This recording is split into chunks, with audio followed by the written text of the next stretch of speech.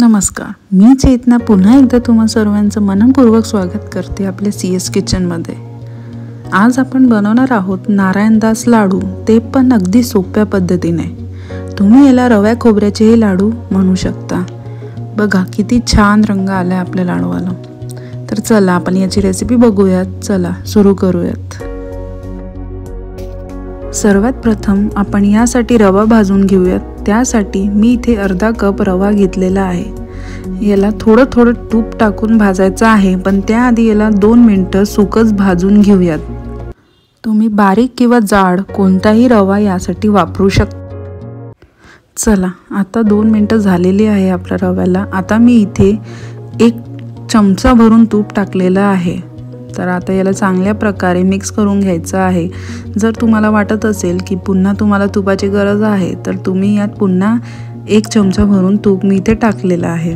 अशा प्रकारे तुम्हाला तुपाचा वापर करायचा आहे। एक साथ सर्व तूप टाकायचं नाही। आपण थोडं थोडं तूप घालतोय, कारण त्यांनी पूर्ण रव्याला छान तूप लागते आणि रवा आपला व्यवस्थित भाजला जातो। रवा भाजून झाला की मी इथे अर्धा कप सुक्या खोबऱ्याचं कीस टाकलेला आहे। तुम्ही याऐवजी ओल्या खोबऱ्याचं चव किंवा किसी वापरू शकता। आता याला रव्यासोबत चांगल्या प्रकारे भाजून घ्यायचं आहे। यानी काय होतं ना, हे लाडू आपले जास्त दिवस टिकतात। आता इथे मी 2 ते 3 चमचा भरून केसरचं दूध टाकलं आहे। हे ऑप्शनल आहे, तुम्ही नाही घातलं तरी चालेल।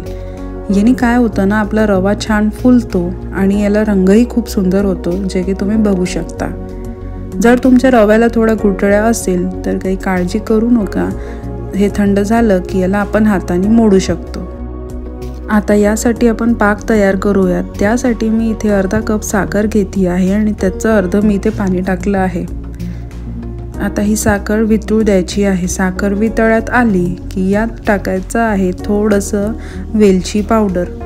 हे पण ऑप्शनल आहे, तुम्ही नाही घातलं तरी चालेल।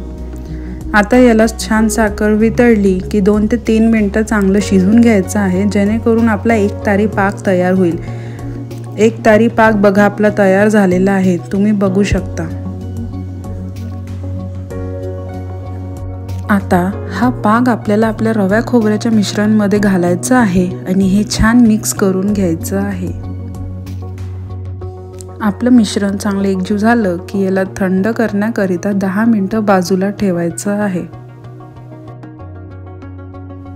बघा 10 मिनिटांनंतर आपलं मिश्रण छान थंड झालेलं आहे। आता आपण याचे लाडू बनवायला घेऊयात। जर तुम्हाला आताही हे थोडं गरम वाटत असेल तर तुम्ही हाताला तूप लावून लाडू बांधू शकता। मी इथे यावर पिस्ता आणि बदामाचे कापनी गार्निश करते आहे। तुम्ही असंही ठेवू शकता किंवा तुम्ही बारीक खोबरंही यावर लावू शकता। तुम्ही बघू शकता की किती छान कलर आणि टेक्स्चर आपल्या या लाडवांना आलेला आहे। नैवेद्यासाठी ही रेसिपी अगदी सोपी आहे, झटपट तुम्ही बनवून तयार करू शकता। तुम्ही ही रेसिपी नक्की घरी करून बघा। आपण भेटूया अशाच नवीन रेसिपीसोबत पुन्हा। तोपर्यंत ही रेसिपी आवडल्यास आपल्या चॅनलला सबस्क्राईब करा। धन्यवाद।